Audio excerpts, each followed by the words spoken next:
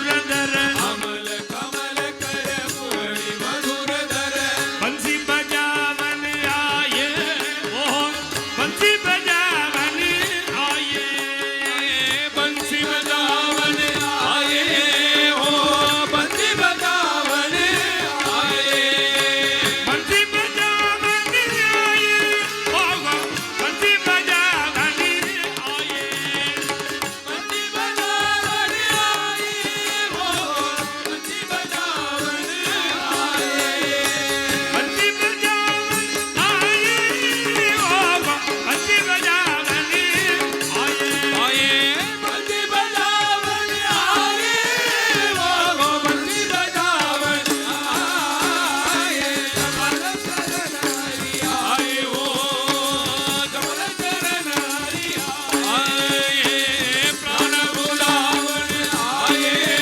मेरे नयन लुभावन आए कमल शरण हरि आए हो कमल शरण हरि आए जुन दुल दुल मंजुल बुल बुल धुन धुन धुन मंजुल बुल बुल दुल दुल दुल मंजुल बुल बुल दुल दुल दुल दुल मंजुल bull bull full Mukul Hari आए ओ फुल्ल मुकुल हरि आए फुल मुकुल हरि आए ओ फुल मुकुल हरि आए फुल्ल मुकुल हरि आए ओ फुल्ल मुकुल आए फुल मुकुल हरि ओ फुल मुकुल हरि आए फुल्ल मुकुल हरि आए ओ फुल्ल मुकुल हरि आए फुल मुकुल हरि आए ओ फुल मुकुल आए चरण गरिया ओ आए प्राण बुलावन आए मेरे नयन लुभावन आए कमल शरण हरि आए हो बोल वृंदावन विहारी लाल की जय जय पंढरीनाथ महाराज की जय सखा उभा राहिला सखा उभा राहिला सखा उभा राहिला सखा उभा राहिला प्रेमी डोळे पाहिला पंढरीच्या विठ्ठलवरी राहिला ओ देवा पंढरीच्या विठ्ठलवरी राहिला ओ देवा पंढरीच्या विठेवरी राहिला ओ देवा पंढरीच्या विठेवरी विठ्ठल राहिला पांडुरंग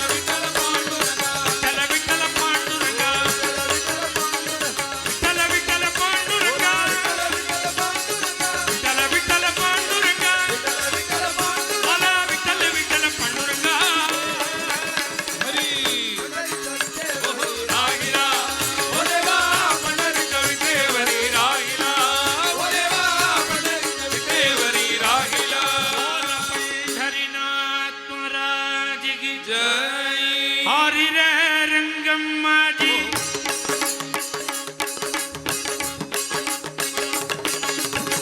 ஹரி ரே ரங்கம்மா ஜி ஹரி ரே கிருஷ்ணம்மா ஜி ஹரி ரே ரங்கம்மா ஹரி ரே ஹரி ரே ரங்கம்மா ஜி ஹரி ரே கிருஷ்ணம்மா ஜி ஹரி ரே ரங்கம்மா ஹரி ரே கிருஷ்ணம்மா ஹரி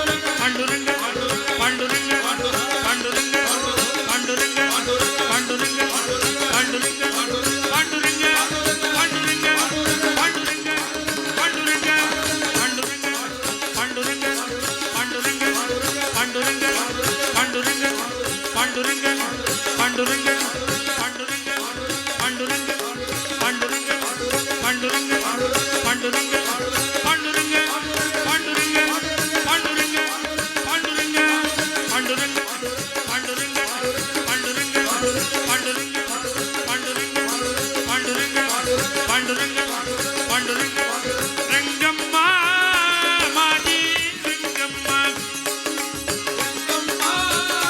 மாதி ரங்கம்மா ரங்கம்மா மாதி ரங்கம்மா ஓ ரங்கம்மா மாதி ரங்கம்மா ஓல पंढरीनाथ महाराज की समचरण सरोजं चंद्रनीलांबुदाभं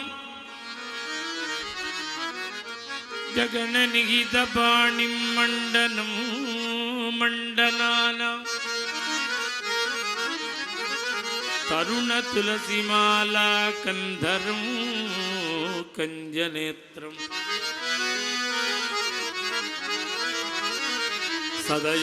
सदयधवलहासं विठ्ठलं चिन्तयामि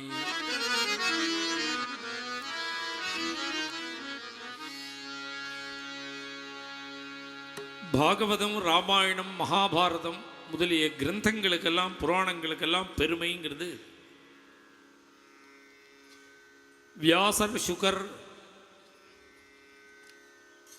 முதலிய மகான்கள் பணியத்தினால மாத்திரமில்லை. ராமாயணத்துக்கு என்ன பெருமை அப்படின்னா, ராமாயணம்ங்கிறது வேதா பிராச்சேதசாதாசி சாட்சாத் ராமாயணாத்மனா.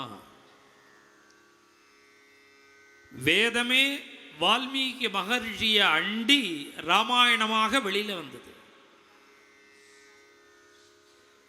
ராமாயணம் ஆரம்பத்திலேயே சங்கேப ராமாயணத்தில் வால்மீகி நாரத சுவாமி புண்ணியம் வேதைச்ச சம்மிதம். ராமச்சரித்திரம் என்ன, ராமாயணம் என்னன்னா வேதம். ராமாயணத்துக்கு என்ன கௌரவம்னா வேதத்துக்கு துல்லியம்ங்கிற கௌரவம். பாகவதத்துக்கு என்ன பெருமை அப்படின்னு கேட்டா, நிகம கல்பதரோர் கலிதம் பலம். வேதமாகிற கல்பக விருட்சத்தில் பழுத்த பழம் பாகவதம். நிகம கல்பதரோர் கலிதம் பலம். பாகவதம்னா என்னன்னா வேதத்தினுடைய பலன், வேதத்தினுடைய வேதமாகிற விருட்சத்தோட பழம். அப்படின்னா என்ன அர்த்தம்? வேத சாரம். மகாபாரதத்துக்கு என்ன பெருமை அப்படின்னா, பாரத பஞ்சமோ வேதா, ஐந்தாவது வேதம். நம்ம இதிகாச புராணங்களுக்கெல்லாம் எதனால பெருமைன்னா வேத சம்பந்தத்தினால தான் பெருமை. நாம் ஒரு ஹிந்துங்கிறமே நமக்கு என்ன பிரமாணம் அப்படின்னு கேட்டால் வேதம்தான் பிரமாணம். அவன் முஸ்லீம் குரான்கிறான், கிறிஸ்தவன் பைபிள்ங்கிறான். நீ என்னன்னு ஒன்றை கேட்டால் வேத, இவன் சொல்கிறான் கீதைங்கிறான், பகவத்கீதை அப்படிங்கிறான் ஹிந்து. பகவத்கீதை நேரடி இல்லை, வேத சாரம் உபனிஷத்து, உபனிஷத் சாரம் பகவத்கீதை. சர்வோபனிஷதோ காவஹா துக்தா கோபாலநந்தனஹ பார்த்தோ வத்சஹ சுதீர் போக்தா துக்தம் கீதாமிருதம். வேத சாரமாகிற உபனிஷத்தினுடைய சாரம்தான் கீதை.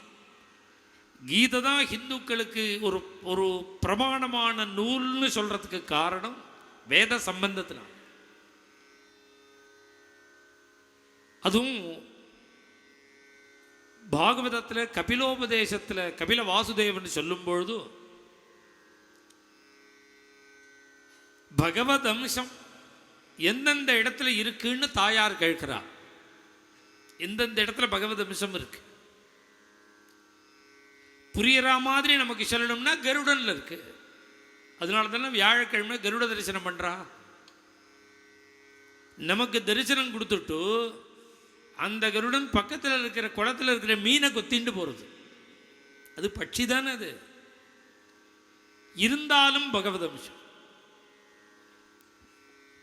யானைட்ட பகவத் அம்சம். ஒரு பசுமாடு ரோட்டில் போகும்போது பார்த்தா உடனே கண்ணத்தில் போட்டுக்கிறா பாருங்க. நடந்து போனால் தொட்டு கண்ணில் ஊற்றிக்கிறா. பகவத் அம்சம்.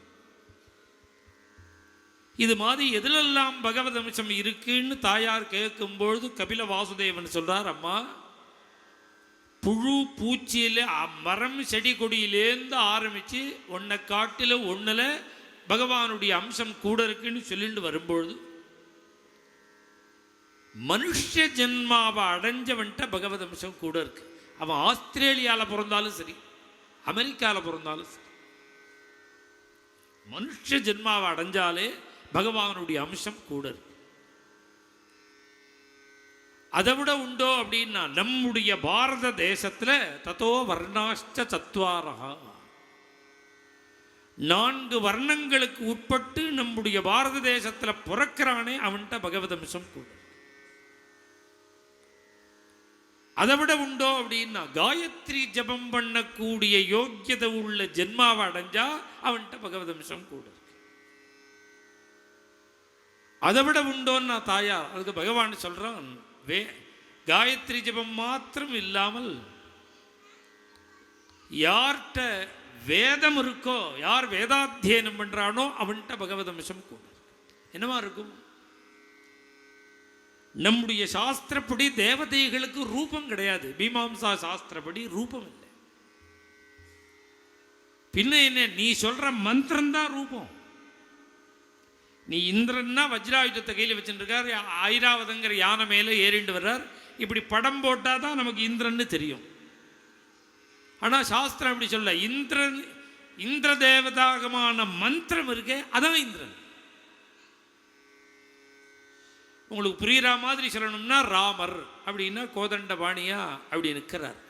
இவர் இப்படி நிற்கிறவரோட பேர் ராமன். அப்படிதான் நாம நினைக்கிறோம். சாஸ்திரம் என்ன சொல்றது தெரியுமோ? இந்த கோதண்டபாணியெல்லாம் மைண்ட் பண்ணாது. அந்த ராம சப்தம் தான் ராமன். அந்த சொல்லே ராமன். மந்திரமே தேவதை. இவன் அத்தியனம் பண்ணும்போது சகல தேவதைகளுடைய மந்திரங்களையும் சேர்த்து தானே அத்தியனம் பண்றான். மந்திர ரூபமா அத்தனை தேவதைகளும் இவனுடைய மைண்டுக்கு வந்துட்டா, திரும்ப சரீரத்துக்கு வந்துட்டா. அதனால வேதாத்தியனம் பண்ணின பிராமணன்ட்ட பகவத் அம்சம் கூட இருக்கு. ஒரு மஞ்சப்புடியில் கணபதியை ஆவாகனம் பண்ணாதான் வருவர். கொத்தனார் வீடு கட்டும்போது ஒரு செங்கல்லில் கணபதி ஆவாகனம் பண்ணாதான் வருவர்.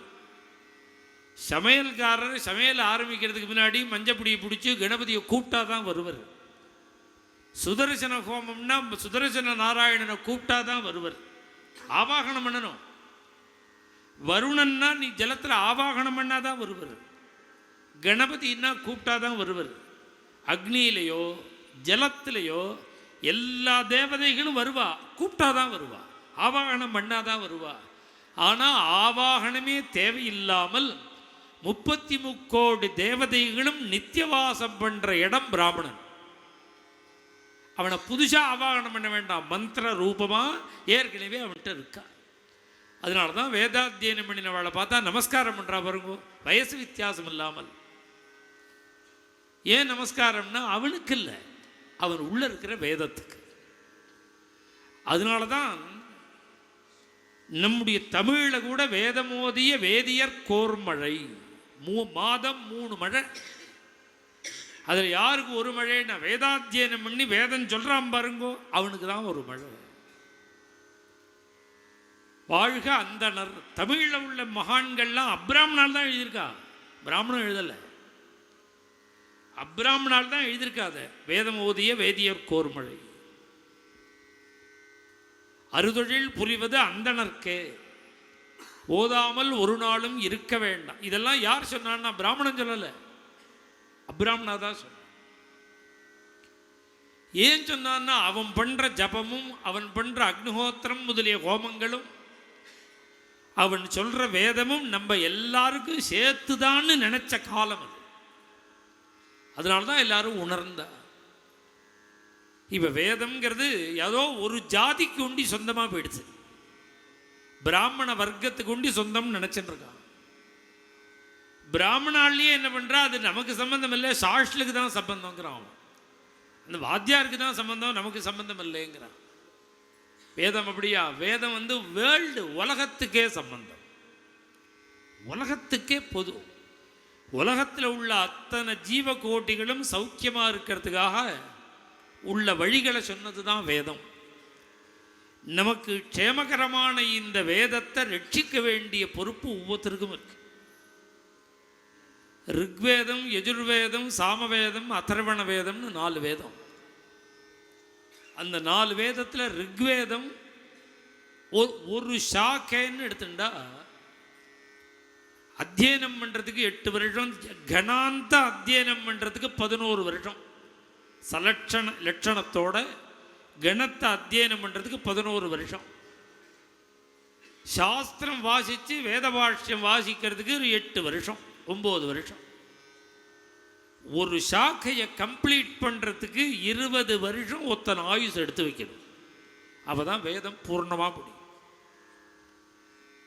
இது ஒத்தனை ஒருவனே எல்லா வேதத்தையும் அத்தியனம் பண்ண முடியாதுன்னு தான் அதை சாக்கையாக பிரித்தான்.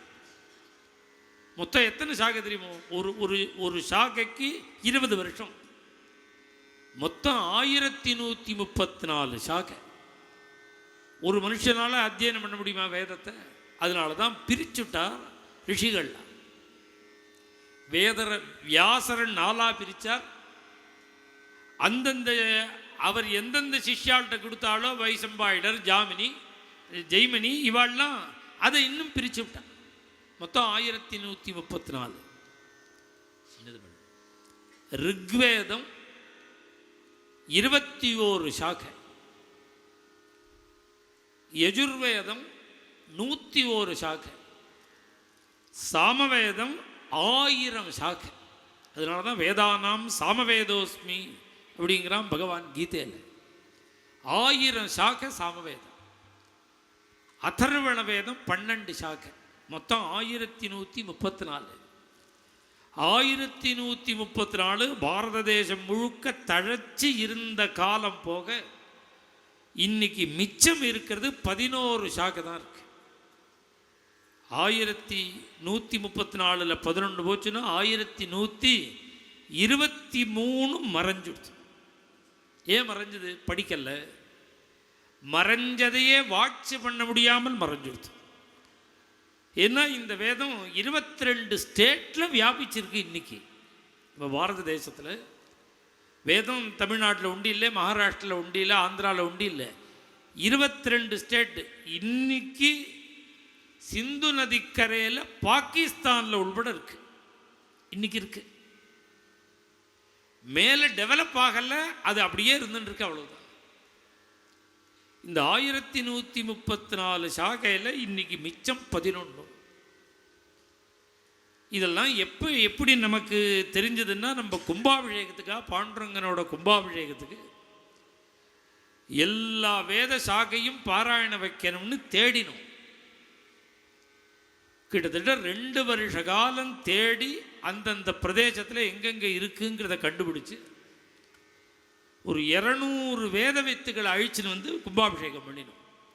அநேகமாக எல்லாரும் நார்த் இண்டியன்ஸ் தான், நம்ம ஊருக்காரா குறைச்சல் தான். அவ்வளவு வியாபிச்சிருக்கு இந்த வேதம். 22 ஸ்டேட்டில் இருக்கு. அப்படி ஒவ்வொரு பிரதேசத்திலையும் அது அழிஞ்சதே தெரியாமல் மறைய ஆரம்பிச்சுடுது. நாம் தேட ஆரம்பித்த பிறகு இன்னும் சொல்ல போனால், நான் ஒரு 4 வருஷமாக இதில் பிரயத்தனப்பட்டு இருக்கேன். இந்த 4 வருஷமாக தான் வேதம் அத்தியனம் பண்ணின வாழ்க்கை இவ்வளவு சாகை இருக்குங்கிறதே தெரியும். நாம் சொல்லி தான் படித்த வாழ்க்கே தெரியுது. இன்னைக்கு ரிக்வேதிக்கு யஜுர்வேதத்தை பற்றி தெரியாது, என்னென்ன இருக்குன்னு தெரியாது. ரிக்வேதத்தில் 2 சாகை தான் இன்னைக்கு இருக்கு. சாகல சாகைன்னு ஒன்று, சாங்கியாயன சாகைன்னு. சாகல சாகைங்கிறது இந்தியாவில் நிறைய 14 ஸ்டேட்டில் இருக்கு ரிக்வேதம். சாங்கியாயன சாகைன்னு ஒன்று, அது ராஜஸ்தானில் மாத்திரம்தான் இருக்கு. அந்த ராஜஸ்தான்லையும் கடைசி 2 நபர்கிட்ட வந்து நிற்கிறது. இப்போ அந்த 2 பேர் காலமாயிட்டான்னா ஓம் தத்சது முடிஞ்சு வச்சு. அப்புறம் புஸ்தகம் இருக்கும், அதை எப்படி சொல்கிறதுன்னு தெரியாது. இது மாதிரி ஒரு 6 சாக புஸ்தகம் இருக்குது, அதை எப்படி உச்சரிக்கிறதுன்னே தெரியாது. இன்னைக்கு இருக்குது அது மாதிரி. பாஷ்கல சாகேன்னு ஒன்று ரிக்வேதம், அதில் ஒருத்தர் இருக்கார், இன்னொருத்தர் வெளிநாட்டில் இருக்கார். இது ரிக்வேதம். யஜுர்வேதம் 101 சாகையில் 4 சாகை இருக்கு. சுக்ல யஜுர்வேதத்தில் 2, கிருஷ்ண யஜுர்வேதத்தில் தைத்திரிய சாகை, மைத்ராயணிய சாகைன்னு இந்த மகாராஷ்டிராவில் ஒண்டி தான் இருக்கு மைத்ராயணிய சாகை. சாமவேதம் 1000 சாகையில் கௌதம சாமா, ராணாயணிய சாமா, ஜெய்மினி சாமான்னு. அந்த ராணாயணிய சாமாங்கிறதா ராஜஸ்தான் குஜராத்தில் இருக்கு. ஜெய்மினி சாமா கேரளாவில் இருக்கு. இன்னைக்கு திருச்சியிலையும் கேரளாலையும் இருக்கு அந்த ஜெய்மினி சாமா. அதர்வண வேதம் ஒரிசா, ஜார்க்கண்ட், பீகார் அந்த பிரதேசங்களில் இருக்கு. 2 சாகை, பைப்பலாத சாகை, சவுனக சாகைன்னு இருக்கு. இது இத்தனை வருஷமாக பிரயத்தனப்பட்டு அதை இனிமேல் நாம் எங்கெங்கே என்னென்ன இருக்குன்னு தேடுறதுக்கே 4 வருஷம் ஆச்சு. இது மாதிரி இருக்கக்கூடாதுன்னு தான் இது எல்லாத்தையும் ஒரு இடத்துல வைக்கிற மாதிரி ஏற்பாடு பண்ணியிருக்கு. இப்போ இருக்கிறது 11 சாகை தானே மிச்சம். இந்த 11 சாகை ஒரு இடத்துக்கு வரணும். அங்கே உள்ள வந்து பார்த்தா நம்ம பாரத தேசத்தில் இன்னைக்கு இவ்வளவுதான் வேதம் இருக்குது. இப்போ இருக்கிறத ரட்சிச்சுட்டு தான் பாக்கி இனிமேல் புஸ்தகமாக இருக்கிறதெல்லாம் தேட ஆரம்பிக்கும். இப்படி 11 சாகைகள், 11 பாடசாலை, ஒரு சாகைக்கு 12 குழந்தைகள் வீதம் இப்படி பிளான் பண்ணினோம். இன்னைக்கு 6 சாகை பாடசாலை வச்சாச்சு. இப்போ கோவிந்தபுரத்தில் இருக்கு 6 சாகை, இன்னொரு 5 பாக்கி இருக்கு. அப்புறம் வேதத்தினுடைய அர்த்தம், அதுக்கு வேத பாஷ்யம்னு பேர். அது ஒரு காலேஜ், இது மேல் படிப்பு, அது நடக்கிறது. ஒரு 5 குழந்தைகள் வேத பாஷ்யம் வாசிக்கிறார். ஒரு 4 குழந்தைகள் சாஸ்திரம் வாசிக்கிறார், தர்க்க சாஸ்திரம் வாசிக்கிறார். ஸ்ரௌதம் ஒரு 10 பேர் ஸ்ரௌதம் படிக்கிறார், யாக யஜ்யங்கள்லாம் பண்ணி வைக்கிறது, அது ஸ்ரௌத காலேஜ். அப்புறம் வைகானச ஆகம பாடசாலை நடக்கிறது, அதில் குழந்தைகள்லாம் படிக்கிறது. அப்புறம் உபநயனம், விவாகம் இதெல்லாம் பண்ணி வைக்கிறதுக்கு குழந்தைகளுக்கு சொல்லி சரியானபடி சொல்லித்தரணும்னு பிரயோக பாடசாலை 17 பேர் படிக்கிறார். இப்போ நம்ம கோவிந்தபுரத்தில் 120 வித்தியார்த்திகள் படிச்சுருக்காங்க. இது ஒரு பெரிய யூனிவர்சிட்டி. இதில் இந்த குழந்தைகளுக்கு ராமாயணம் உண்டு, இந்த குழந்தைகளுக்கு பாகவதம் உண்டு, நாம சங்கீர்த்தனம் உண்டு, பஜனை உண்டு. இத்தனையோடு கூட மாடர்ன் எஜுகேஷன் ஸ்கூல் உண்டு. ஸ்கூல் ரெகுலர் ஸ்கூலே 2:45 5 மணி வரைக்கும் டெய்லி ஸ்கூல். இப்போ இந்த வருஷம் நம்ம குழந்தைகள்லாம் 10th 2 பேர் பாஸ் பண்ணியிருக்கான். NIOS அந்த சிலபஸில் 10th 2 பேர் பாஸ் பண்ணியிருக்கா. 5th 6 பேர் பாஸ் பண்ணியிருக்கா. இந்த வருஷம் அவளுக்கு இந்த எஜுகேஷனும் கொடுத்து அதோட யோகாபியாசம். இது மாதிரி நம்ம ஹிந்து தர்மத்தில் என்னெல்லாம் உண்டோ எல்லாம் சேர்ந்து ஒரு காம்பவுண்டுக்குள்ளே இருக்கும். அதுக்கு வேத பூமி அப்படின்னு பேர் வச்சு அதுக்கு ஒரு 13 ஏக்கர் பூமி வாங்கி அதில் ஒரு 1.5 லட்சம் சதுரடிக்கு மேலே கட்டுறோம், ஸ்கொயர் ஃபீட் கட்டுறோம், இந்த பில்டிங்லாம் கட்டுறோம். அதுக்கு அந்த கைங்கரியத்தை உத்தேசம் பண்ணி தான் 2 வருஷம் முன்னாடி நான் பம்பாய்க்கு வந்தேன். இந்த செம்பூர் ஃபைன் ஆர்ட்ஸில் பிரவச்சனம் பண்ண பொழுது பாடசாலை விஷயமாக சொன்னேன். மொத்தம் 18 பாடசாலைகள் இந்த வேத பூமியில் பாடம் நடக்கிற இடம் மாத்திரம், வேதோக்தமான பாடங்கள் நடக்கிற இடம் 18 பாடசாலை, 11 சாகை, சாஸ்திரம், வேத பாஷ்யம், ஸ்ரோதம், பிரயோகம், இது எல்லாம் 18 பாடசாலை. இந்த 18 பாடசாலை, ஒரு பாடசாலை கட்டுறதுக்கு 15 லட்சம் ரூபா ஆச்சு. கட்டுறதுக்கு 6.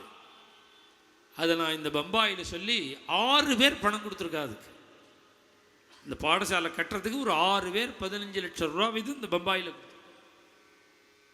இது முடிஞ்சு பெங்களூர் தான் போனேன். பம்பாயிலேருந்து நேராக பெங்களூர் தான் போனேன். இந்த பெங்களூரில் பிரவச்சனம் முடிக்கிறதுக்குள்ளே 18 பேர் ஃபுல் ஆகிடுச்சு. இப்போ பாடசாலைக்கு 18 பேர் பணம் கொடுத்துட்டாங்க. அப்புறம் 500 குழந்தைகள் சாப்பிடணும். அது பெரிய போஜன சாலை, சாப்பாடு கிட்டத்தட்ட 3.5 கோடி ரூபாய் இருக்கு. ஒரு பெரிய தர்மாத்மா ஒருத்தர், அவர் ஏகதேசமாக அதை கட்டுறேன்னு சொல்லிவிட்டார். இப்போ இந்த டைனிங் ஹால் இல்லை, அந்த குழந்தைகள் சாப்பிட்றதுக்கு பாக்கியம் வேண்டாமா? நம்மளோட பணம் நமக்கு யோகம் இருந்தால் தான் நல்ல விஷயத்தில் செலவழிக்கும். கையிலேயே வச்சுக்க முடியும். தானம் போகோ நாசா திஸ்ரோகதையோ பவந்தி வித்தஸ்யா. நீ 1 ரூபாயிலேருந்து 1000 கோடி ரூபாய் வரையில் சேரு.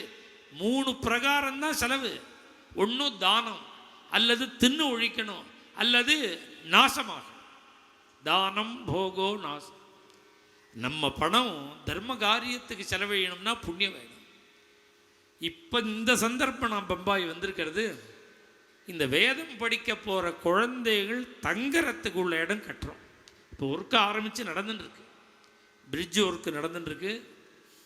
உடனே 1 மாதத்தில் இந்த பெரிய பில்டிங் வேலையெல்லாம் ஆரம்பிச்சிடும். ஒரு 6 குழந்தைகள் சேர்ந்து ஒரு ரூமில் இருப்பான். இந்த கவர்மெண்ட்டு எவ்வளவு அனுமதிச்சிருக்காளோ அவ்வளோ பேர் தான் தங்கலாம். நான் இது விஷயமாக, இந்த வேத சாக விஷயமாக எல்லா ஊருக்கும் போயிருக்கேன். ஒரு 7-8 ஊருக்கு போய் பார்த்துட்டு வந்திருக்கேன். அதில் ஒரிசாலுக்கு போனேன். அங்கே ஒரு பாடசாலைக்கு போனேன். அந்த பாடசாலை ஏதோ ஒரு ஹாலாக இருக்குது. குழந்தைகள் தங்கி இருக்கிற ரூமை பார்த்தேன். ஒரு 12க்கு 14, ஒரு 9க்கு 12, 9 அடி அகலம், 12 அடி நீளம். இந்த ரூமில் 14 பேர் பொட்டி வச்சுருந்தோம். அந்த குழந்தைகளுக்கு ஆரோக்கியம் கிடையாது, காற்று கிடையாது, ஃபெசிலிட்டி கிடையாது. 1 நாள் 2 நாளாக இருந்தாலே அட்ஜஸ்ட் பண்ணிக்க முடியாது. 8 வருஷம் எப்படி இருக்க முடியும்? அதனால் விசாலமாக இருக்கணும், காத்தோட்டமாக இருக்கணும், ஆரோக்கியகரமாக இருக்கணும். இப்போ நம்மாவது குழந்தைய இது மாதிரி விடுவோமோ? இங்கே வந்திருக்க எல்லாருக்கும் குழந்தைகள் இருக்கா, பேரம்பேத்திகள் இருக்கா.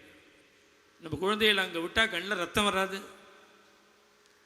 நம்ம குழந்தைகளுக்கு எவ்வளோ சௌக்கியம் கொடுக்குறோமோ அவ்வளோ சௌக்கியம் வேதத்துக்காக வாழ்க்கையே தியாகம் பண்ணுற குழந்தைகளுக்கு கொடுக்கணும். உண்மையான தியாகி யாருன்னா வேதாத்தியனம் பண்ணவ தான் தியாகி. எல்லாத்தையும் விட்டுட்டுன்னா இருக்க வேண்டியிருக்கு. அப்பா அம்மாவோட பால்யம் முழுக்க இருக்க முடியல. 8 வருஷம் அப்பா அம்மா விட்டுட்டு தனியாக இருக்க வேண்டும். எந்த வயசில் அப்பா அம்மாவோட சேர்ந்து இருக்கணுமோ அந்த வயசில் இருக்க முடியலையே. அப்படிலாம் தியாகம் பண்ணி தானே வேதாத்த அத்தியனம் பண்ணுறேன். அப்போ அந்த குழந்தைகளுக்கு சௌக்கியத்தை கொடுக்கும். 6 குழந்தைகள் சேர்ந்து தங்கிறதுக்கு ஒரு காட்டேஜ். இது மாதிரி 28 காட்டேஜ். அப்போ இந்த 28 ரூமில் 8 ரூம் வந்துடுது. இப்போ இன்னொரு 20 காட்டேஜ் பாக்கி இருக்கு. ஒரு காட்டேஜுக்கு 18 லட்சம் ரூபாய். அந்த குழந்தைகள் சௌக்கியமாக ஸ்நானம் பண்ணணும், மடி வேஷ்டி உணர்த்திக்கணும், அவளுக்கு சாமான் வச்சுக்கிறதுக்கு அறை இருக்கணும், ஒரு பீரோ இருக்கணும். எவ்வளவு அவசியமோ அவ்வளவு சௌக்கியங்கள் வேணும். இது மாதிரி ஒரு சௌக்கியத்தை ஏற்படுத்துறதுக்கு எல்லா பக்தாளுக்குமே இப்படி ஒரு தர்மத்தில் கலந்துக்கிறதுக்கு ஒரு பெரிய ஆப்பர்ச்சுனிட்டி. என்ன, நாம் பிராமண ஜென்மாவை அடைஞ்சிருக்கோம். வேதத்துக்காக என்ன பண்ணியிருக்கோம்? 3 வேதம் படிக்கணும், இல்லை 2 வேதமாவது படிக்கணும், இல்லை 1 வேதமாவது படிக்கணும்னு ரிஷிகள் சொல்கிறா. வேதானதீத்ய வேதவா, 3 வேதமும் படி, இல்லை 2 படி, இல்லை 1வது படிங்கிறா. நாம் என்ன பண்ணினோம்? இப்போ புருஷாலை விட ஸ்திரீகளுக்கு தர்மத்தில் ரொம்ப ஈடுபாடு. இப்போ அவள் சொன்னால் தான் இவாளுக்கே புரியும். அமாவாசை உள்பட ஸ்திரீகள் தான் சொல்ல வேண்டும். நம்ம வேத இது ஒரு மாமி ரொம்ப வருத்தப்பட்டு கேட்டா, இந்த ஸ்வசாக்காரா யாரும் வரமாட்டேங்கிறா, இந்த சாங்கியாயன சாகைன்னு ஒன்று இருக்குது, அது படிக்கிறதுக்கே யாரும் வரமாட்டேங்கிறான்னு நான் ஏதோ யூடியூப்பில் பேசினதை கேட்டுவிட்டு, அந்த ஜெய்மினி சாமாவுக்கு நான் பேசினதை கேட்டுவிட்டு 4 மாமி ஃபோன் பண்ணிவிட்டா. என்ன சொன்னான்னா, நாங்கள் வரோம்னா, நாங்கள் ஜெய்மணி சாமா தான். நீங்கள் சொன்னதை கேட்டால் இந்த வேதத்தை விடக்கூடாதுன்னு தோன்றது. நாங்கள் வந்து படிக்கிறோங்கிற அந்த மாமி. அப்போ அவளுக்கு ஸ்ரத்த கூட இருக்கு. இப்போ நாம் வேதத்தை அத்தியனம் பண்ணுறதுக்கு யோக்கியமான ஜென்மாவை அடைஞ்சிருக்கோமே, நாம் வேதத்துக்குன்னு என்ன பண்ணியிருக்கோம்? இன்னும் சொல்ல போனால், என்கிட்ட ரொம்ப அதிகமாக பழகினவாளுக்கு தெரியும். எனக்கு இது மாதிரி ஆக்டிவிட்டீஸ்லேயே எனக்கு ஜாஸ்தி இன்ட்ரெஸ்ட் கிடையாது. எனக்கு எப்போதும் பஜனை, திவ்யநாம சங்கீர்த்தனம், பஜனை, பக்த விஜயம், ராமாயணம், பாகவத் இதில் தான் ஈடுபாடு ஜாஸ்தி. பாண்டுரங்கனோட சந்நிதி, அவருடைய நித்திய சேவை. இப்போ அது மாதிரி போயிட்டு இருந்தனா, இப்படி திடீர்னு இப்படி வந்ததுக்கு காரணமே மகாபெரிவாளுடைய ஒரு சங்கல்பம்னு நான் நினைக்கிறேன். இல்லைன்னா எனக்கு இது மாதிரி வரத்துக்கு இப்படி ஒரு புத்தி பிரவர்த்தி வரத்துக்கு ஒரு வாய்ப்பு இல்லை. ஏன்னா அவாவா மனோபாவம் அவாளுக்கு தானே தெரியும். ஒரு ஏக்கர் 50 லட்சம் ரூபா இன்னைக்கு கோவிந்தபுரத்தில் 13 ஏக்கர் பக்தாள்லாம் கொடுத்துருக்கா. 13 ஏக்கர் பூதானம் பண்ணியிருக்கா. பூதானம் பண்ணி இன்னைக்கு அதில் தான் இந்த கட்டட ஒர்க்கு, பேசிக் ஒர்க்கெல்லாம் ஆரம்பித்து நடந்துட்டுருக்கு. அதனால நமக்கு பிராமண ஜென்மாவை அடைஞ்ச ஒவ்வொருத்தரும் யோசனை பண்ணணும், நாம் என்ன பண்ணியிருக்கோம் வேதத்துக்கு. நாம் வேத அத்தியனம் பண்ணணுமே, பண்ணலையே. நம்ம குழந்தையில பண்ண வைக்கணும், அதுவும் பண்ணலையே. நாம் என்ன பண்ண முடியும்? நாம் என்ன பண்ண முடியும்னா, இப்போ ஒரு பெரிய ஆப்பர்ச்சுனிட்டி. இந்த படிக்கிற குழந்தைகள் தங்கறதுக்கு உள்ள இடம் 18 லட்சம் ரூபாங்கிறது ஒரு குடும்பத்தில் உள்ள பிராதாக்களெல்லாம் சேர்த்துக்கலாம். எல்லாரும் சேர்ந்து அவள் குடும்பத்தில் யார் பெரியவாளாக இருக்காளோ அவள் பேரில் இந்த பில்டிங்கை பண்ணலாம். அதில் தாத்தா பேரை போட்டு அவருடைய ஞாபகமாக குழந்தைகள் நம்ம பெரியவாளை ஸ்மரிக்கிற மாதிரி தர்ம காரியத்தில் ஈடுபடணும். இந்த 18 இன்னும் எனக்கு 20 ரூம் வேணும். இது 18 லட்சம் ரூபா கொடுக்கணும். 20 ரூம் வேணும். இது இன்னும் சுருக்க முடியும், விஸ்தரிக்க முடியும். ஒரு 18 லட்சம் ரூபாயை 6 பேராக சேர்ந்து பண்ணலாம். 6 குழந்தைகள் தானே இங்கே. 6 குழந்தைகளுக்கு 3 லட்சம் ரூபா 3 லட்சம் ரூபா வீதம் ஒவ்வொருத்தரும் கொடுத்தா ஒரு ரூம் பூர்த்தி ஆகிடும். 6 பேர் கொடுத்தா. இங்கே முல்லனில் சொன்னபோது சொன்னால் இன்னும் கொஞ்சம் சின்னதாக சொன்னால் சௌரியமாக இருக்கும்னா, நான் அதெல்லாம் 10 கோடி ரூபா இருந்து நான் இது தாண்டி என்ன சின்னது பண்ணுறது அதில். அதுக்கப்புறம் முல்லனில் சொன்னேன், லட்சம் ரூபா வீதம் கொடுங்கன்னு. ஒரு 360 பேர் லட்சம் ரூபா வீதம் கொடுத்தா இந்த கைங்கரியம் முடிஞ்சிடும். இது தாண்டி சுருக்கலாமான்னு அவாவா சௌகரியம் கொடுக்கறது. ஆனால் பெரிய காரியமாக இருக்கிறதுனால எவ்வளவு சுருக்க முடியும். ஆனால் சக்தி உள்ளவா தனியாக ஒரு ரூமை பண்ணு. அப்பா அவர் இன்னைக்கு சௌக்கியமாக இருக்கிறவாளை பல பேரை பார்த்தோம்னா அவள் முன்னோர்கள்லாம் கஷ்டப்பட்டவாளாக தான் இருக்கா. ரொம்ப சிரமப்பட்டவாளாக தான் இருக்கா. அவள் பண்ணின புண்ணியம், வேதம், அவள் பண்ணின அனுஷ்டானம், தர்மம் தான் இன்னைக்கு சந்ததிகள்லாம் சௌக்கியமாக இருக்கு. அதனால இதை மனசில் வச்சுட்டு ஒரு ரூம் அவளோட தான் இருக்கணும். ஆனால் எத்தனையோ சம்பாதிச்சோம், எத்தனையோ செலவழித்தோம், இன்னும் எத்தனையோ சம்பாதிக்க போகிறோம், எவ்வளவோ செலவழிக்க போகிறோம். ஆனால் சாஸ்வதமாக எது இருக்குது? சாப்பிட்டோம், தூங்கினோம், பம்பாயில் வீடு வாங்கினோம், சாப்பிட்டோம், குழந்தைகளுக்கு கல்யாணம் பண்ணி இப்படி தானே போகிறது. சாஸ்வதமான ஒரு தர்மம்னு என்ன பண்ணியிருக்கோம் நம்ம லைஃப்பில்? நம்ம பேரம் பார்த்தா தெரியணும், புள்ள பார்த்தா தெரியணும், பேரம் பார்த்தா தெரியும். கோவிந்தபுரம் வரணும், பேரம்.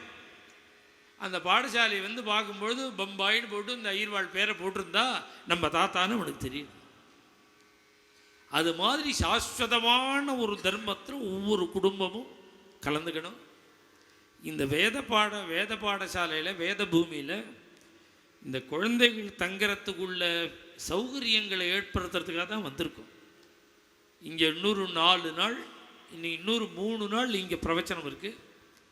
அதனால் பக்தாள்லாம் நாளைக்கு அவாவா என்னென்ன முடியுமோ இதில் சக்திக்கு மீறி பண்ணும். அவாளுக்கு என்ன முடியுமோ அதுக்கு மீறி பண்ணும். ஏன்னா நாளைக்கு பணம் வந்துடும், இவ்வளோ பெரிய தர்மம் வராது. பணம் வந்துடும், இவ்வளோ பெரிய தர்மம் வரணுமே. அதனால பக்தாள்லாம் மனசில் வச்சுண்டு இந்த கைங்கறி இது நான் சொன்னேன்னு வேண்டாம், அவாவா யோஜனை பண்ணி பார்ப்போம். நமக்கு இந்த ஜென்மாவை பகவான் இந்த வேதம் அத்தியனம் பண்ணுற குடும்பத்தில் நமக்கு ஜென்மாவை கொடுத்துருக்கானே, நாம் வேதத்துக்குன்னு என்ன பண்ணினோம் அதை ஒவ்வொருத்தரும் யோஜனை பண்ணினா தீர்மானமாக ஒரு சாஸ்வதமான தர்மத்தில் ஈடுபட முடியும். அவசியம் பக்தாள்லாம் கலந்துக்கும். பாண்டுரங்க தியானி பாண்டுரங்கமானி பாண்டுரங்க தியானி பாண்டுரங்கமானி ஜாகிருதி ஸ்வப்னி பாண்டுரங்க ஜாகிருதி ஸ்வப்னி பாண்டுரங்க படில வள இந்தியா சகலா படிலே வர இந்தியா சகலா भवतो निराला नाही तुझा भवतो निराला नाही तुझा पांडुरंग ध्यानी पांडुरंग मानी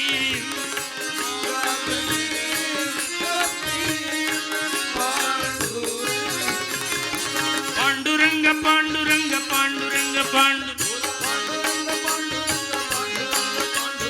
पांडुरंग पांडुरंग पांडुरंग पांडुरंग सदा सर्वकालमुம் மௌலிஸ்த கும்ப கௌரிம்ப மௌலிஸ்த கும்ப பரிரக்ஷண தீர் நட்டீவா. எந்த காரியங்களை நாம் பண்ணிட்டு இருந்தாலும் கண்ணு ஒன்றை பார்க்கும், காது ஒன்றை கேட்கும், வாயு ஒன்றை பேசும், ஆனால் மனது மாத்திரம் பாண்டுரங்கன்ட்டே இருக்கு. அப்படி இருந்துதான் துகாராம் மகாராஜ் சதா சர்வகாலமும் பாண்டுரங்கனுடைய தியானத்திலேயே இருந்ததுனால லௌகிக அந்த வாழ்க்கைக்கு அவர் அன்ஃபிட் ஆயிட்டார். அவரால் ஈடுபட முடியலன்னா குடும்ப ரட்சணா அவர்கிட்ட வந்துடுத்து. அவர் தான் குடும்பத்தை ரட்சிக்கணும், வியாபாரம் பண்ணணும். வியாபாரத்தில் மனசு செல்லல, இருக்கிற வஸ்துவெல்லாம் வித்தாச்சு, கடன் வாங்கியாச்சு. இப்படி கஷ்டத்துக்கு மேல கஷ்டம். ஆனா துகாராம் மகாராஜும் இது எதுவுமே தெரியாதவருக்கு. ஜாகிருதியும் சொப்னியும் அவருக்கு 2 சம்சாரம். ஒரு சம்சாரம் காலமாயிட்டான். ஏன் காலமாயிட்டான்னா பசியினாலேயே காலமாயிட்டாலாம். சாப்பாடு இல்லாமலே காலமாயிட்டான். அப்படின்னா எவ்வளவு தாரித்யம் சிரமம் இருந்திருக்கணும். ஆனா இவர் எப்படி இருக்காருன்னா இவர் குச்சேலர் மாதிரி இருக்கார். எந்த விதமான சிரமமும் பாதிக்கப்படாமல் இவர் பாண்டுரங்கன் பக்தி பண்ணிட்டு ஜிலுஜிலுன்னு இருக்கார். இவர் குடும்பம் கஷ்டப்படுற, கடன் கொடுத்தவாள்லாம் புடுங்குறா.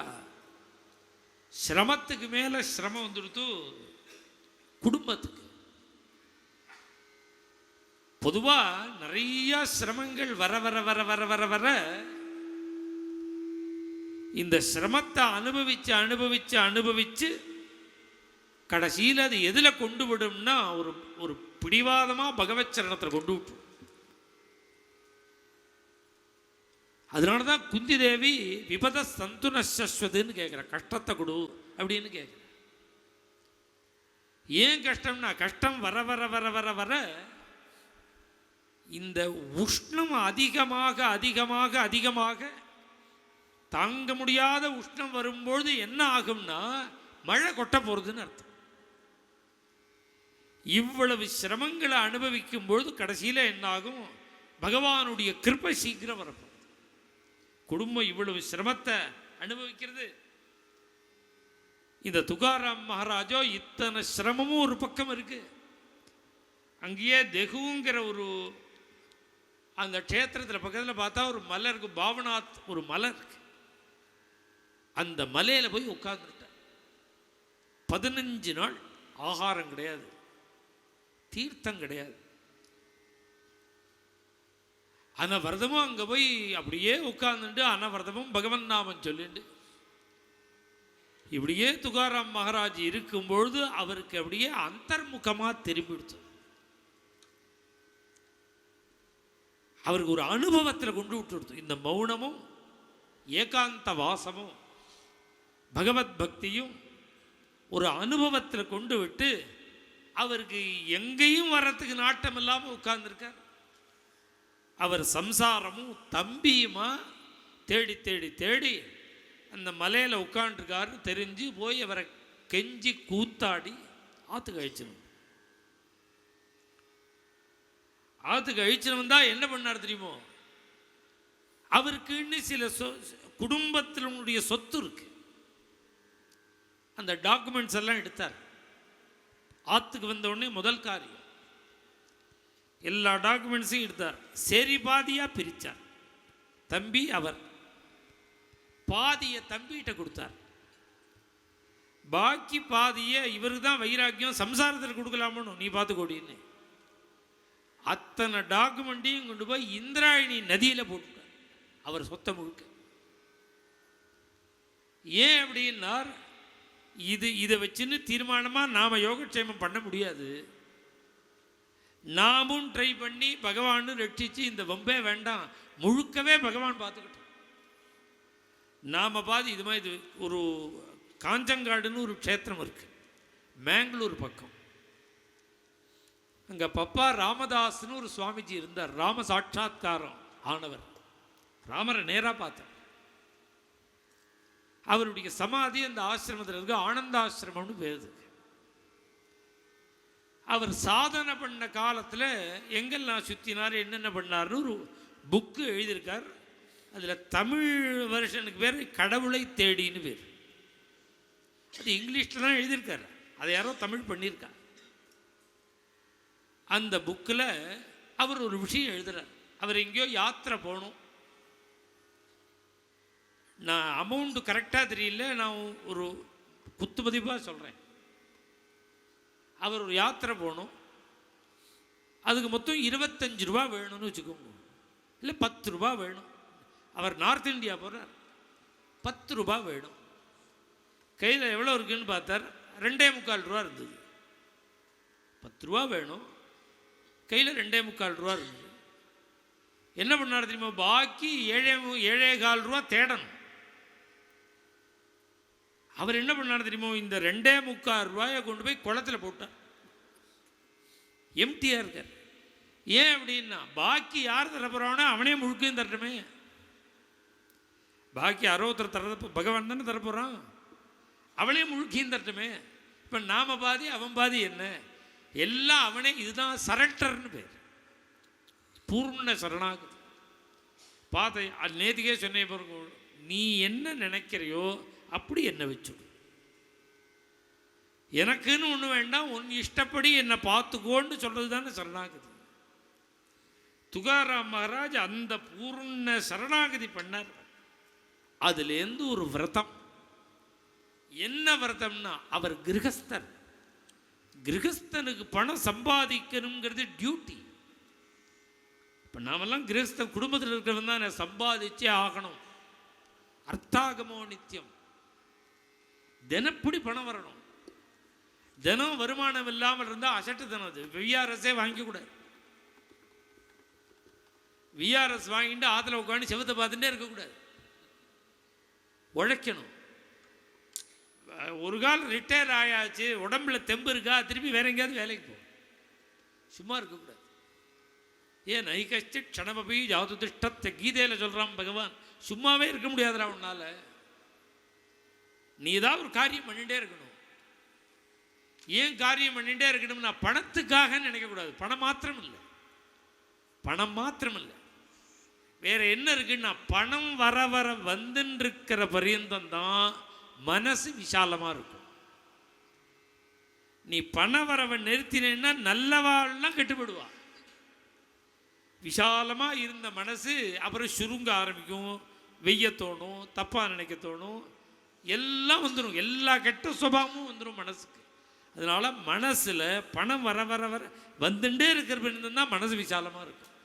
விசாலம்னு சொன்னால் புரியாது. மனசு ஆரோக்கியமாக இருக்கும். அதனால பணம் வரணும். அதுக்கு மேலே ரிட்டையர் ஆன அப்புறமும் ஏண்டா வேலை செய்யணும்னா உன் உடம்பு அப்போ தான் சொன்னதை கேட்கும். இப்போ எப்படி இருக்குது தெரியுமோ, உடம்பு டாக்டரை சொல்லலாம் நீங்கள் நடந்தே ஆகணுங்கிறோம். என்னால் நடக்க முடியல சார், உடம்பு பெருத்து போயிடுது அப்படிங்கிறார்.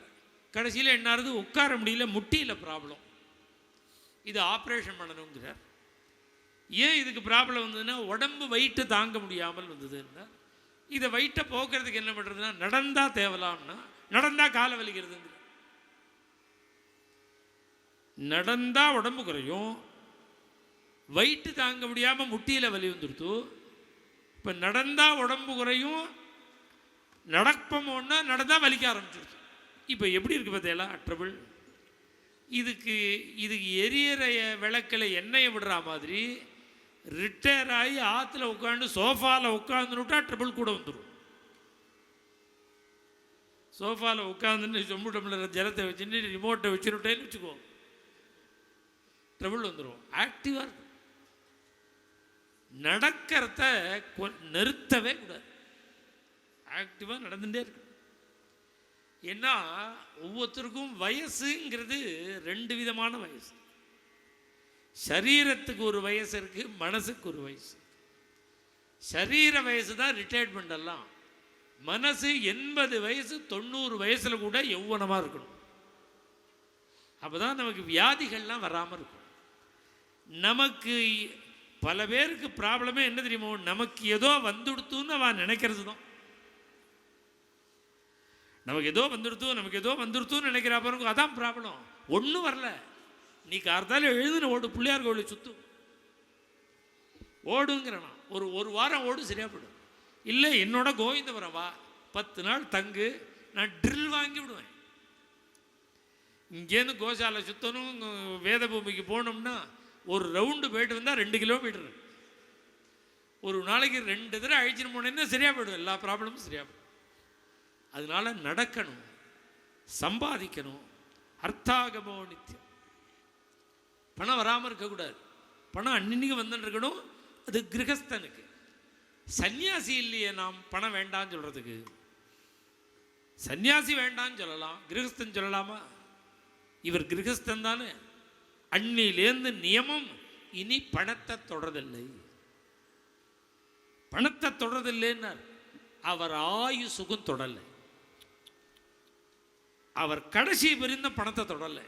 ஒரு கிரகஸ்தராக இருந்து துகாராம் மாற எல்லாம் பாண்டுரங்கனுடைய பாண்டுரங்க மயமாக எடுத்து வாழ்க்கை. இவாளுக்கு தான் நிஷ்கிஞ்ச நாள், அகிஞ்ச நாள். கிஞ்சன் என்ன கொஞ்சம் போறேன்னு அர்த்தம். கிஞ்சித்து இருக்கான்னு கேட்குறா பாருங்க, கொஞ்சம். அகிஞ்சனா என்னென்ன, கொஞ்சம் கூட இல்லாதவன். இவாளுக்கு அகிஞ்ச நாள்னு பேர். குந்தி தேவி குந்தி ஸ்துதியில் பாகவதத்தில் சொல்றா, நமோ அகிஞ்சன வித்தாயா. உங்களுக்கு என்ன சொத்து இருக்குன்னு கேட்டால் என்ன சொல்றா?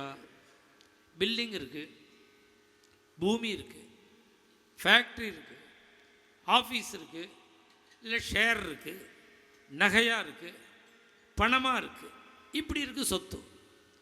ஒவ்வொருத்தருக்கும் ஒவ்வொரு ரூபமாக இருக்கு அவளுடைய சொத்து.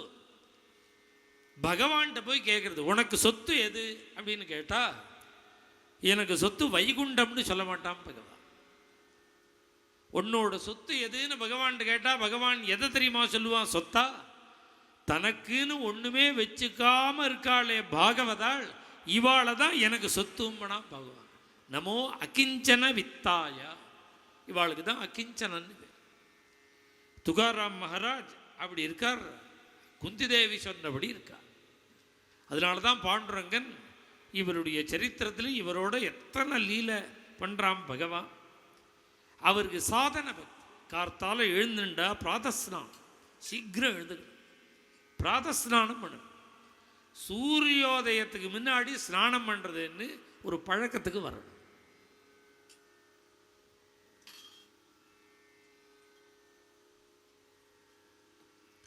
ಪ್ರಾತಃ ಸ್ನಾನ ಶೀಘ್ರ ಸ್ನಾನ பண்ணிட்டு நியமத்தோட நித்திய கோபிச்சந்திரட்டு துளசி மாலை போட்டுண்டு ஞானேஸ்வரி பாராயணம். ஞானேஸ்வர மகாராஜ் பகவத்கீதை பண்ணியிருக்காரோன்னு வியாக்கியானம். அந்த ஞானேஸ்வரி பாராயணம், பாகவத பாராயணம், நாள் முழுக்க நாமஸ்மரணம். எப்பொழுதும் ராத்திரி வேளையிலே பக்தாள்லாம் கீர்த்தனம் பண்ணுறாங்க மராட்டியில். அந்த கீர்த்தனத்தை ஹரிகீர்த்தனம் சிரவணம். இதே மாதிரி வாழ்க்கை. நடுராத்திரி வரையில் செத்த நேரம் தூங்கிறது ரெஸ்ட். இப்படியே வாழ்க்கையை நடத்துகிறார் பகவன் மயமா. நமக்கு 24 மணி நேரத்தில் தூங்கிறதுக்கு 8 மணி நேரம் விடுங்கோ, 7 மணி நேரம் விடுங்கோ. பாக்கி 17 மணி நேரத்தில் எவ்வளவு நேரம் பகவானுக்கு நாம் கொடுக்குறோம். அவர் நாள் முழுக்க பகவதர்ப்பணம் பண்ணார். நாள் முழுக்க பாண்டுறங்க ஸ்மரணம் பண்ண. நடு ராத்திரி செத்த நேரம் தூங்குவார். அது அடுத்த நாள் சத்சங்கத்துக்கு கொஞ்சம் பலம் வேண்டாமா உடம்புல? இது மாதிரியே துகாராம் மகாராஜ் இருக்கும்போது ஒரு நாளைக்கு ஒரு இடத்துல தூங்குறார். சத்சங்கம் முடிஞ்சு அங்கேயே மண்டபத்தில் தூங்குறார். ராத்திரி கனவுல பகவான் வந்துட்டான். நான் நேத்திக்கு பாடும்போது சொன்னேன், ஜாகிரதையும் சொப்பனையும் பாண்டுறங்க, கனவுல பாண்டுறங்கன்னு அனுபவம்னேனே. அவரோட அது பாட்டா எழுதல, சத்தியத்தை எழுதினார். அவரோட கனவுல பாண்டுறங்கன்னு வந்தான். வந்து துகாராம் மகாராஜ தூங்குறவரை பார்த்து, எழுந்துரு, பாக்கி 40 கோடி அபங்கத்தை பாடணும்னு தானே அவதரிச்சிருக்க. இந்த 40 கோடி அபங்கத்தை எப்போ பாட ஆரம்பிக்க போற, பாடுங்கிறார். உடனே அந்த தூக்கத்திலேயே பாண்டுறங்கனுக்கு கனவுலையே பதில் சொல்றார் இவர். நான் நாமதேவரா பிறந்த காலத்தில் உனக்கு குரு இல்லை, அதனால நீ அறவேக்காடு, நீ வேகாத பானை. குரு வேணும்னு என்ன நீ நாமதேவரா இருந்த பொழுது விஷோபாட்டை அனுப்பிச்சையே, இந்த பிறவியில் எனக்கு யார் குரு சொல்லு, நான் அவர்கிட்ட போயிடுறேன் முதல்ல, அப்புறம் அபங்கம் பாட வரேன். உடனே பகவான், எல்லாம் கனவுலையே நடக்கிறது. உடனே பகவான் பதில் சொல்றான், நீ போகலாம் வேண்டாம், டைம் இல்லை, நீ திருப்பி தூங்கு. இந்த தூக்கத்திலேயே கனவுல உன்னோட குரு உனக்கு உபதேசம் பண்ணிடுவார். உன் குரு தூக்கத்திலேயே உபதேசம் பண்ணுவார். திருப்பி துகாராம் மகாராஜ் எல்லாம் தூக்கம்தான், கனவு தான். அந்த கனவுலையே குரு உபதேசம். குருநாதர் வந்தார், கனவுலையே துகாராம் மகாராஜனுடைய சிரசில் கையை வச்சார். அவரை அங்கீகரிச்சுண்டார், சிஷ்யனா ஸ்வீகரிச்சுண்டார். அவருடைய காதல மந்திரதிலா ராம் கிருஷ்ண ஹரி, காதல மந்திரோபதேசம் பண்ணினார். மந்திரம் என்னடான்னா ராம் கிருஷ்ண ஹரி, இதான் மந்திரம். இந்த குரு உபதேசம் கிடைச்சது. நிறைய குரு அபங்கங்களை துகாராம் மகாராஜ் தான் நிறைய பாடியிருக்கார். குரு அபங்கம், குருநாதருடைய கருணை எல்லாம். சத்குரு வாஞ்சோனி சாப்படன சோயன், சத்குரு வாஞ்சோனி சாப்படேல சோயன்,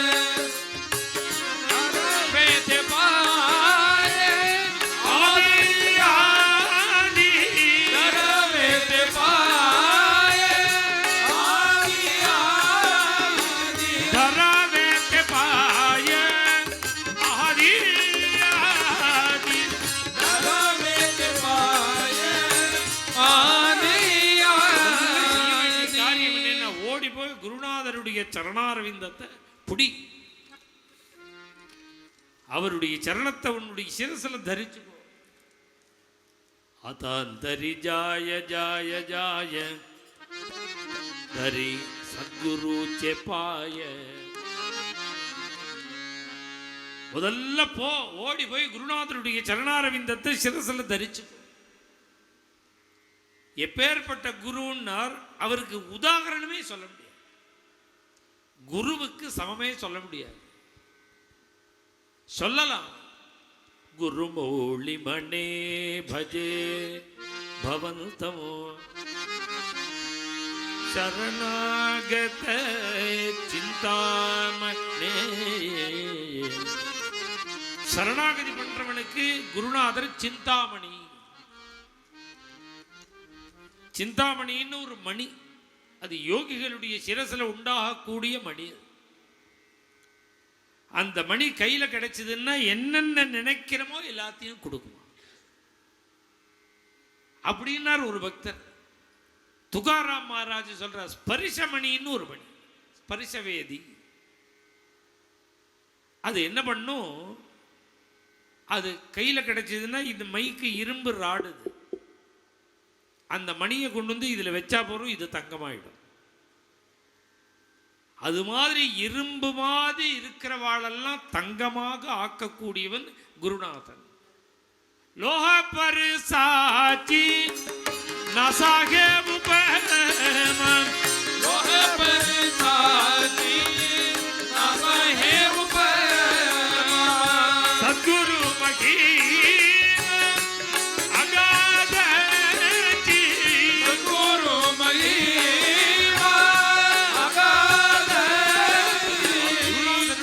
மகிமை இருக்க ஆழங்காண முடியாதது. ஸ்பரிசவேதிக்கு சமம், ஸ்பரிசமணிக்கு சமம். அது போரல்ல இவருக்கு.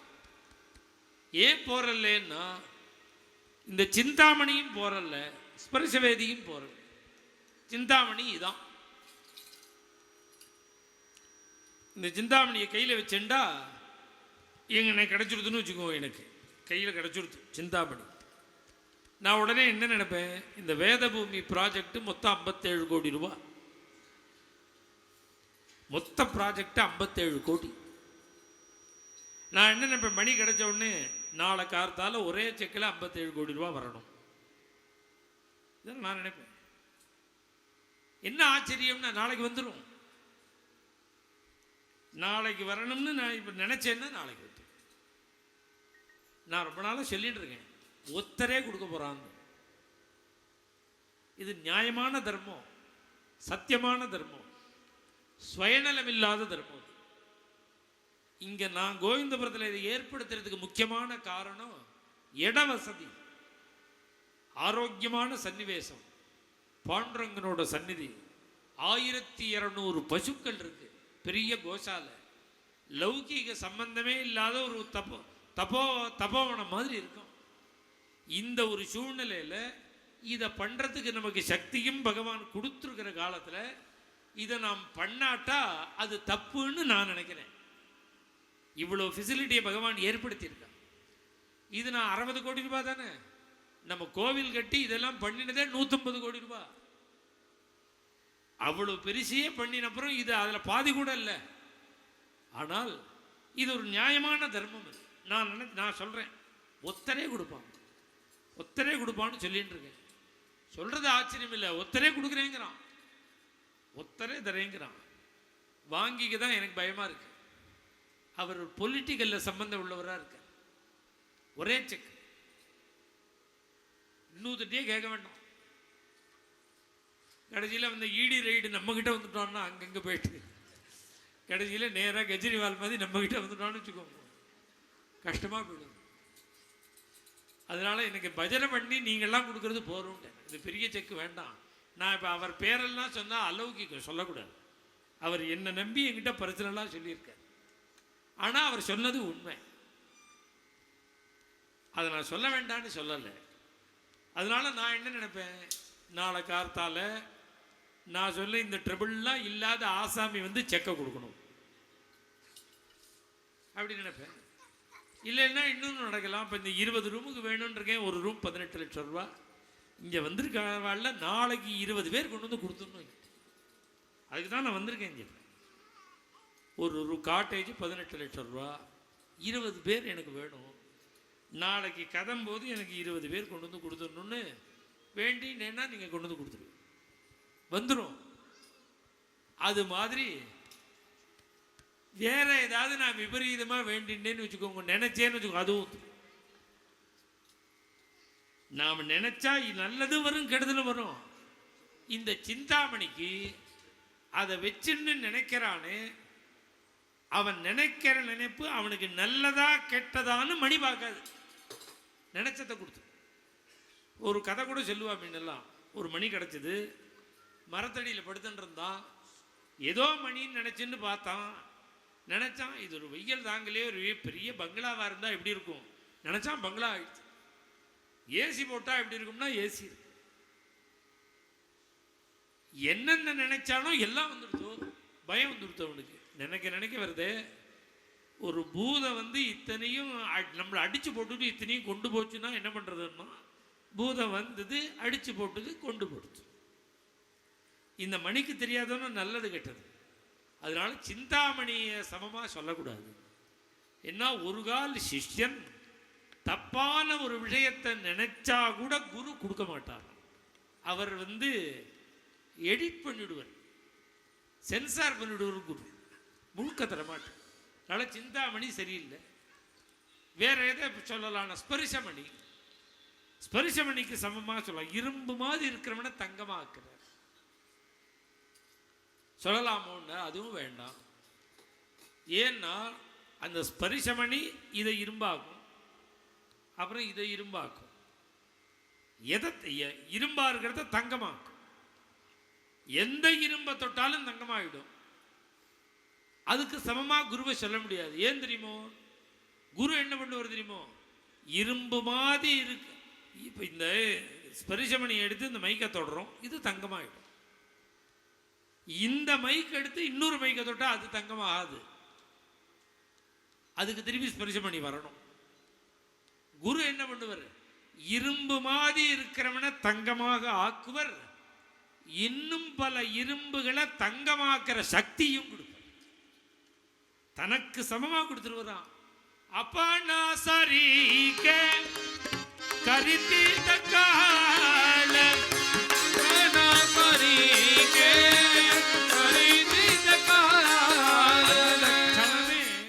சரணத்தை பிடிக்கிறவன தனக்கு சமமாகும். அப்படி குருநாதனுடைய பெருமையெல்லாம் சொல்லிவிட்டு நேராக பண்டரிபுரம் போயிட்டான். துகாராம் மகாராஜ் 200 மைல் நடந்து ஓட்டம் நடையுமா பண்டரிபுரம் வர்றார். மேலே பண்டரிபுரம் திருப்பி குடும்பத்தில் உள்ள சில லீலைகளை நாளைக்கு சொல்லுவோம். இப்போ இன்றைக்கி தான் சொல்லியிருக்கேன், இந்த மணியை கையில் வச்சுட்டு 20 ரூமுக்கு வேணும்னு நினச்சா வந்துடும்னு பக்தாலாம் மனசில் வச்சுக்கணும். மங்களம் ருக்மிணி ரமணாய மங்களம் ரமணீய மூர்த்தயே மங்களம் ஸ்ரீவத்ஸ பூஷாய மங்களம் ரங்ககோபாத்மஜாய ஜெயமங்களம்